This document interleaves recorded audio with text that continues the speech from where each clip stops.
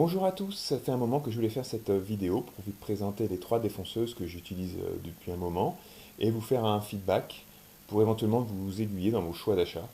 Vous trouverez d'ailleurs dans la description de la vidéo la liste des produits que je vais présenter ici. Donc je n'ai pas acheté ces trois défonceuses pour ma collection personnelle, mais parce que mes besoins en fait ont évolué au cours du temps et finalement elles sont complémentaires. Donc il y a tout d'abord la première défonceuse que j'ai eue, la Bosch 1400 POF ACE. Je l'ai depuis 3 ans, elle fonctionne toujours très bien. Ensuite, la DeWalt 622K, que j'ai à peu près depuis un an. Je vous expliquerai pourquoi j'ai pris cette défonceuse en plus de la Bosch. Et pour finir, la Triton MOF 001 que j'ai depuis 6 mois. Ça aussi, il y a une raison bien particulière qui justifie mon achat. Voilà, tout d'abord, la Bosch POF 1400 ACE. Elle est livrée avec un coffret pour le transport et pour le rangement d'accessoires qui est très pratique. Ça, franchement, c'est indispensable. Au niveau des accessoires, justement, elle est livrée avec un kit parallèle, une pointe à installer sur le kit parallèle qui permet de réaliser des cercles, une fraise, trois pinces de serrage, donc une 6 mm, une 8 mm, une quart de pouce, une clé pour le serrage des pinces de serrage, une bague de copiage et un accessoire de guidage pour les surfaces qui sont non planes. Elle fait 1400 watts, elle a une plongée de 55 mm, ce qui est assez limité, un poids de 3,5 kg, correct, un démarrage progressif qui est très appréciable, un éclairage à LED, alors c'est la seule de mes défonceuses qui a cet accessoire et qui s'avère très pratique parce que souvent, avec les lunettes, l'aspirateur de brancher dessus, les capots de protection, ben, on voit vraiment pas vraiment ce qu'on fait. Et là, la LED aide vraiment, c'est vraiment un plus. Un réglage millimétrique de la plongée qui s'avère aussi très pratique. Une butée de plongée comme sur toutes les défonceuses. Un blocage de la plongée qui est en fait automatique, c'est-à-dire que à partir du moment où on lâche cette manette, voilà, elle maintient la position. Et un réglage de la vitesse, alors ça aussi c'est un accessoire indispensable pour une défonceuse si vous voulez pas abîmer vos fraises ou brûler votre bois, parce que la vitesse de rotation doit dépendre du type de bois ainsi que du diamètre de vos fraises. Donc là franchement pour moi une fraise qui n'a pas de régulateur de vitesse, une défonceuse qui n'a pas de régulateur de vitesse, c'est même pas la peine de l'acheter. Au niveau de ces points positifs de cette défonceuse, c'est que le budget est largement abordable, à un peu plus de 100 euros. On a vraiment une sensation de sécurité, hein, c'est vraiment ce que j'apprécie. On a les deux mains qui sont bien posées sur les poignets, elle tient bien dans les mains. On a vraiment, elle fait pas peur, hein. Là, c'est vraiment un plus. Il y a un guide d'aspiration qui est intégré, qui permet d'éviter les copeaux. Ça aussi, c'est très pratique. L'éclairage LED, comme je l'ai dit tout à l'heure, est vraiment très pratique. La puissance est suffisante, hein. J'ai travaillé avec du EVA en 4 cm d'épaisseur, sans problème, sans qu'elle peine. C'est plutôt ma fraise qui n'était pas assez longue, j'ai dû faire deux passes. Et au niveau des points négatifs, pas grand chose. Donc les accessoires qui sont relativement simplistes. Et sinon, le plus embêtant pour moi, mais au début ça me gênait pas de problème, c'était assez à force de progresser, on va dire.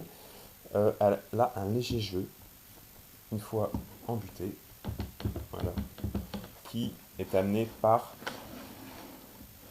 ce réglage millimétrique. Voilà. On voit, hein, c'est pas du tout cette poignée qui pose problème, c'est vraiment au niveau, je pense, de la vis sans fin qui est là, qui a un petit jeu. Donc en serrant à fond cette vis, on arrive à bloquer ce jeu, mais ça rend l'utilisation finalement pas pratique. Alors après, c'est un jeu qui fait de l'ordre du millimètre, donc honnêtement, pour des usages courants, pour un débutant, moi franchement, ça n'a jamais posé de problème. Ce petit jeu, pour moi, il était acceptable jusqu'à ce que je mette à fraiser des rainures, où bah, la profondeur, finalement, en fonction du fait si on appuie dessus ou si on n'appuie pas dessus, la profondeur varie d'un millimètre, et ça se voit, voilà, ce qui est vraiment pas pratique.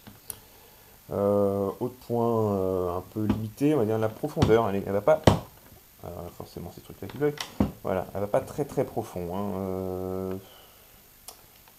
Là, si on aurait pu mieux faire, et bah, elle n'est pas faite pour être utilisée sous table, hein. J'ai vu des vidéos d'adaptation, mais ça reste pas facile d'utilisation, notamment avec ce système de blocage qu'il faut contrecarrer, le système de mise en route où là aussi c'est pareil, il faut mettre un colson autour pour maintenir, voilà. Sinon, à part ça, j'en suis très satisfait. Mais c'est ce petit problème de jeu là qui m'a quand même amené à acheter une défonceuse plus professionnelle, donc la DeWalt. Côté utilisation, du coup, pas grand chose à redire, comme toutes les défonceuses. Alors ça c'est très pratique ce cache qui se baisse pour mettre la fraise. Voilà. Un système de blocage de l'arbre. On voit pas forcément sur la vidéo. Ah, mais si je la lève, la fraise tombe.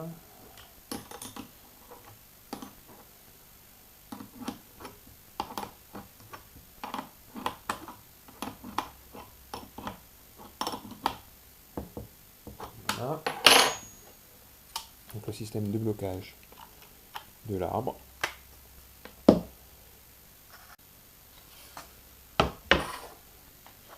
Une planche, hop, de test.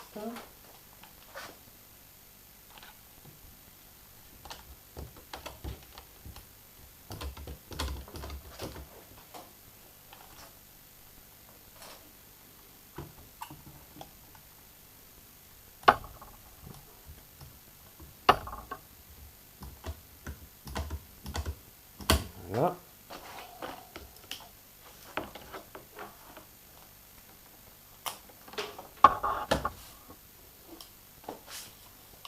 Mon casque, et je vais tout d'abord vous montrer l'éclairage dont je vous parlais, là. Franchement, c'est top. On voit pas trop, un petit peu. Très pratique cet éclairage. Ensuite, je fais un réglage de la profondeur. Avec une fraise quart de rond, simplement en la baissant jusqu'au bord de la fraise. Voilà, hop. Je viens serrer ma butée de profondeur, comme ça je suis sûr de retrouver la profondeur voulue. Voilà, je branche mon aspirateur. Voilà, sur l'adaptateur derrière qui est à la bonne dimension. Et c'est parti.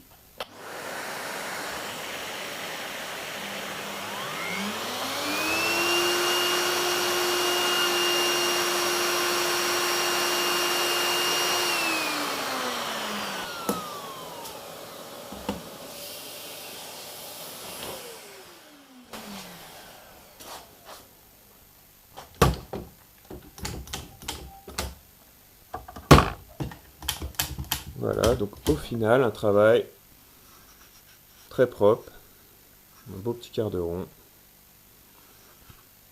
J'avais déjà fait l'autre côté, je sais pas. Donc, honnêtement, je suis très content de cette défonceuse. Pour les débutants, elle est très très bien.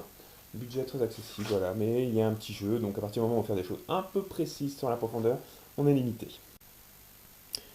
Concernant la DeWalt, elle est également livrée avec sa mallette de transport et de stockage qui est très pratique.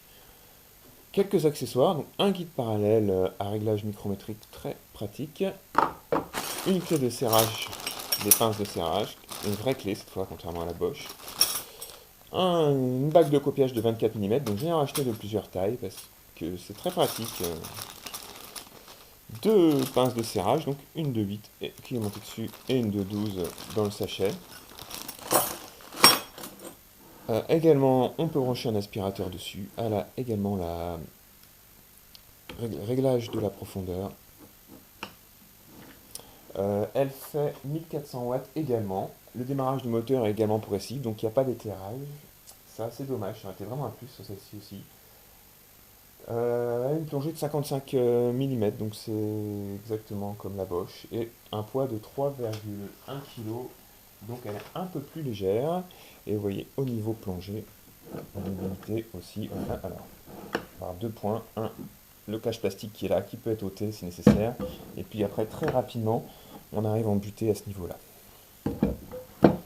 Le serrage, contrairement à la Bosch, se fait non pas tout seul, il faut serrer cette poignée, mais c'est très pratique, je me suis fait très rapidement, ça ne peut pas poser de problème. Le réglage de la profondeur de fraisage est très précis, à partir du moment où on fait le zéro à ce niveau-là.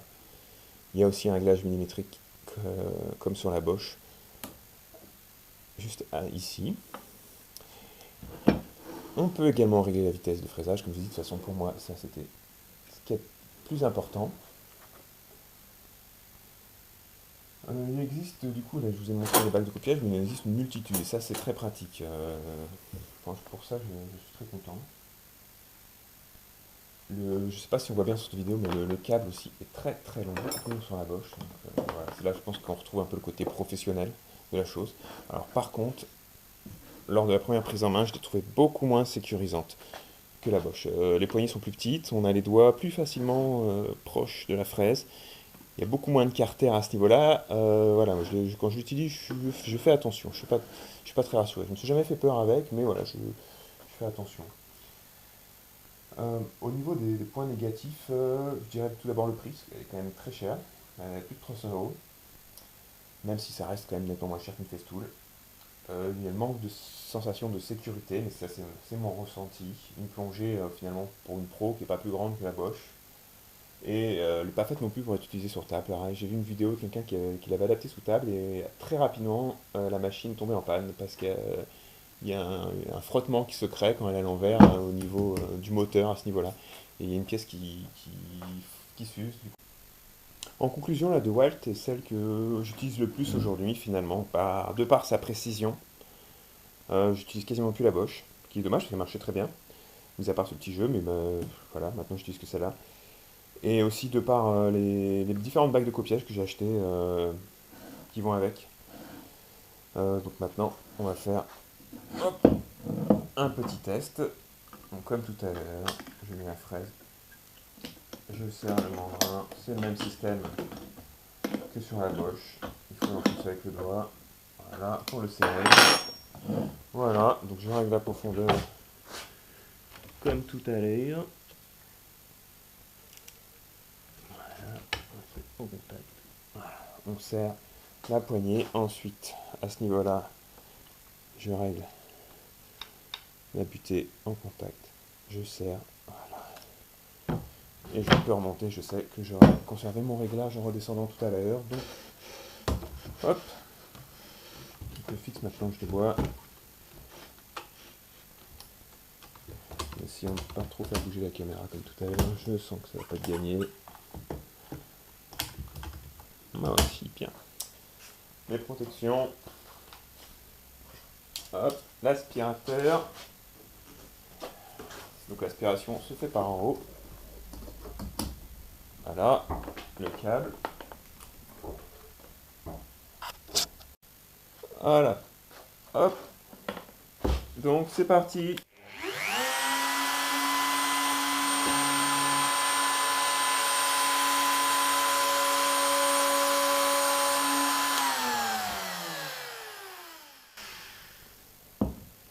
Voilà, j'ai été dérangé, donc bien sûr j'ai bien allumé l'aspirateur, il y en a partout sur la caméra. Tant pis pour moi.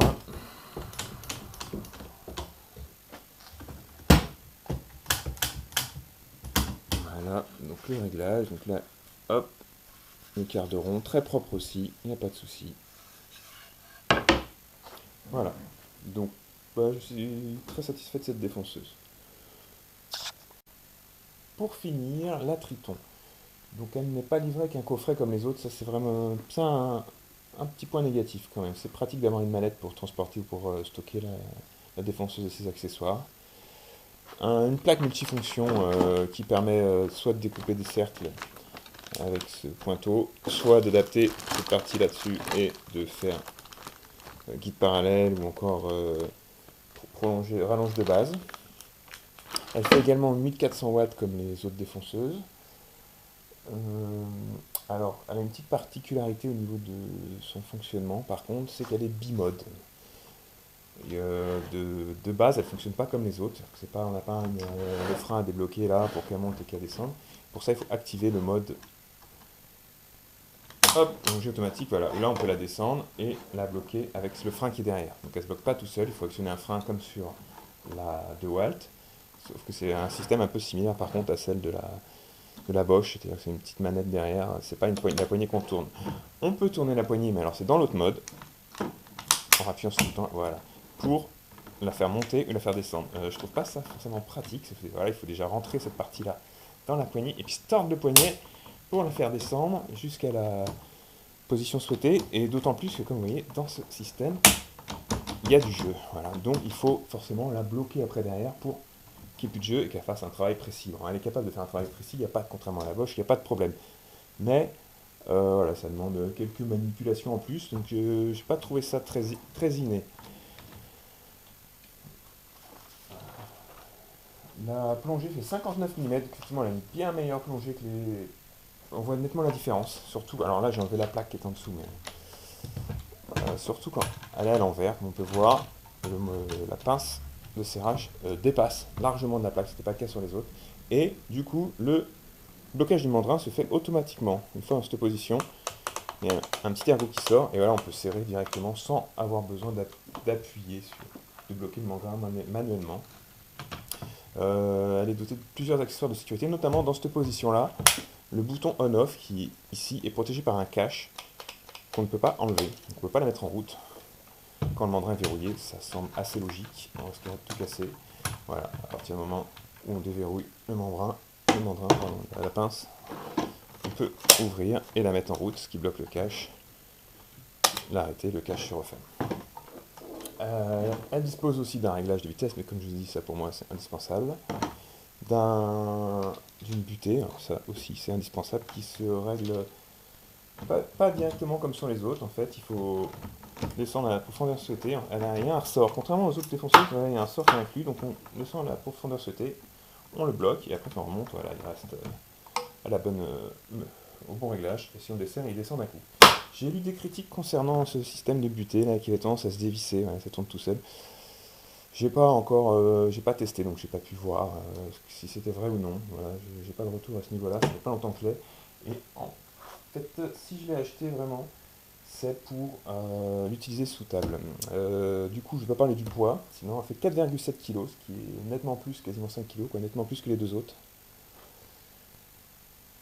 Le câble est très long aussi, comme sur la DeWalt. Je pense que à partir du moment où on part sur du modèle Pro, il y a certains comme ça, petites modifications qui sont très agréables, notamment les caches plastiques qui sont là aussi, qui permettent de réavoir la sensation de sécurité que j'avais avec la Bosch. Là, il n'y a pas de problème, j'ai pas peur de me faire mal au doigt avec celle-là. Elle est censée avoir un démarrage progressif, c'est ce qui est marqué sur la boîte. Je trouve qu'elle donne un à-coup au démarrage. À chaque fois, elle tourne un petit peu. Moi, je suis obligé de contrer le mouvement au démarrage si je veux pas qu'elle se décale. Le bouton là pour switcher d'un mode à l'autre, je trouve pas forcément pratique. Il faut appuyer fort dessus. Voilà, c'est pas forcément ce qu'il y a de mieux. Pareil, le bouton pour la mettre en route est pas forcément pratique. Et puis le fonctionnement du coup c'est bizarre. On peut la mettre en route et la lâcher, du coup elle continue de fonctionner. Disons que dans une utilisation normale, c'est assez bizarre. Du coup, je vous ai pas mal parlé des points négatifs, mais les points positifs, c'est la plongée dont je vous ai montré tout à l'heure. Les bacs de copiage, il existe un kit avec plusieurs bacs de copiage, de centrage très pratique. La longueur du câble, je vous en ai parlé, et l'utilisation de la défonceuse sous table, car cette défonceuse, c'est là que tout prend son sens, est faite pour être utilisée sous table, notamment avec le blocage de cet interrupteur, qui permet d'utiliser en mode main libre. Voilà. Le côté bimode, en fait, finalement, permet aussi d'avoir un mode d'utilisation où, par ce réglage micrométrique dont je ne vous ai pas parlé, on peut régler la hauteur de la défonceuse. Et elle est livrée avec... Ah, mais oui, j'ai oublié ça, les accessoires. J'ai oublié de vous dire tout à l'heure, elle est livrée donc avec une clé pour les pinces de serrage et un accessoire de réglage de la profondeur de fraisage en utilisation sous table qui vient se mettre sur ce réglage micrométrique. Comme ça, voilà. Quand elle est sous la table, je vais vous faire une démonstration parce que si je l'ai acheté, c'est principalement pour la mettre sous table, donc je l'ai adapté sous table. Alors, niveau utilisation, donc, Donc là, il manque la plaque du dessous, hein, mais je vais quand même l'utiliser. Ah, une petite profondeur qui était bloquée. Voilà.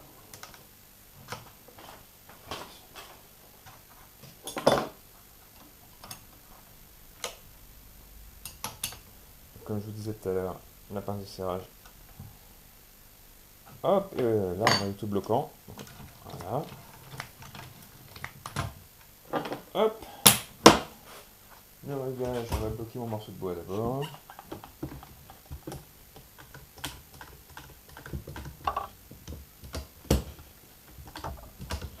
Voilà.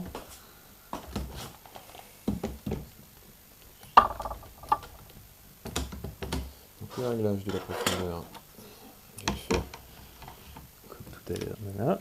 Donc là je bloque la butée de profondeur. Hop. Je remets en position haute. Du coup on est prêt à travailler, je la branche. L'inspiration, toujours adaptée. De l'autre côté cette fois. À mon embout d'aspirateur. Donc on peut voir que le voyant sur le bouton on-off s'illumine pour préciser qu'elle est branchée et qu'il faut éviter de mettre les doigts sur la fraise. Je mets mes protections. Cette fois j'essaye de ne pas oublier de démarrer l'aspirateur.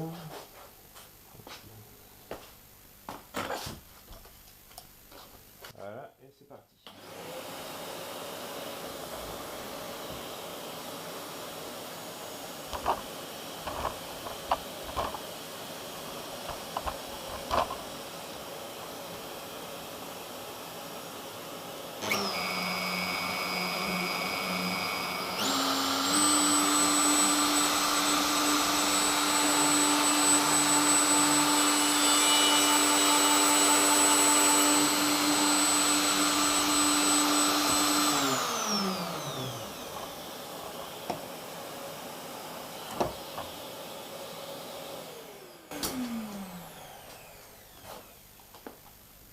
Voilà, donc sur le travail, c'est toujours pareil, il n'y a rien à dire.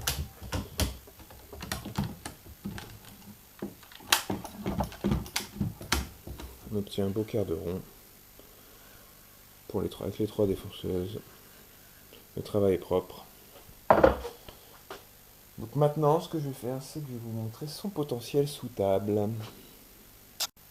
Je me permets une petite parenthèse concernant l'utilisation sous table, c'est qu'il existe des plaques d'adaptation pré-percées, comme celle-ci chez Craig, ou je crois que Triton fournit la sienne aussi, c'est nécessaire, qui sont très pratiques, ça vous évite d'avoir vous-même à fabriquer votre plaque. Et voilà, avec les trous qui sont tous bien placés, qui permet de régler la profondeur de fraisage. Voilà. Allez, c'est parti, maintenant je la mets sur table. Voilà, donc concernant l'utilisation sur table, donc là je l'ai fixée à l'aide du kit qui était fourni par le fabricant Craig. Hop, blocage de membrane automatique, on vient fixer la fraise, c'est tout bon. Je règle la hauteur de fraisage grâce au système fourni avec la défonceuse. Là. Voilà,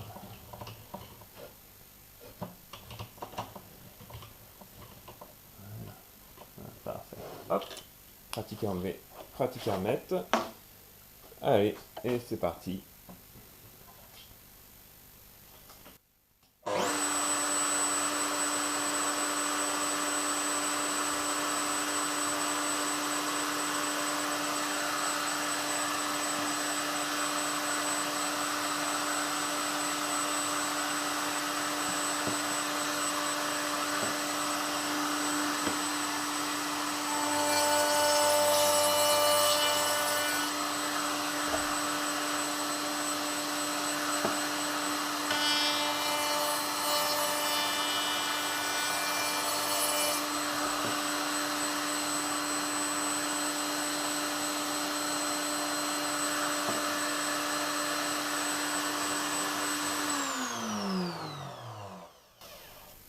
Bon, le résultat est un peu moins beau que tout à l'heure. J'ai, pense, tiré un peu fort dessus. Du coup, il y a eu de l'arrachement, mais enfin, c'est la même fraise, c'est la même machine, donc il n'y a pas de raison que ça soit bien d'un côté, pas de l'autre. Voilà.